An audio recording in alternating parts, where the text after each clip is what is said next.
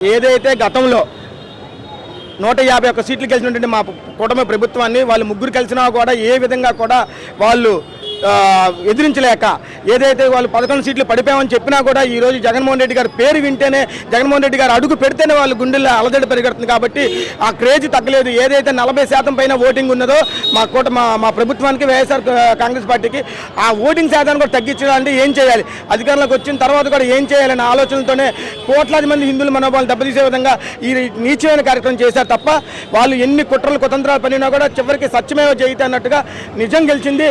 దేవుడు తన ఉన్నాడని చెప్పి నిరూపించుకున్నాడు. ప్రస్తుతం ఏమనుకున్నారు జనాలు, ఏం చర్చ జరుగుతుంది? ఖచ్చితంగా వీళ్ళందరూ కూడా కొన్ని కోట్లాది మంది అభిమానులు భక్తులు ఎవరైతే ఉన్నారో వెంకటేశ్వర భక్తులు వాళ్ళందరికీ బహిరంగ క్షమాపణలు చెప్పి ఈ నారా లోకేష్ కానివ్వండి, చంద్రబాబు నాయుడు కానివ్వండి, పవన్ కళ్యాణ్ కానీ నేల ముక్కుకు రాసి వెంకటేశ్వర స్వామికి పొరుగుదండాలు పెట్టాలని చెప్పేసి నేను కోరుకుంటున్నాం. తేలికుట్టిన దొంగల మాదిరిగా అయిపోయారు.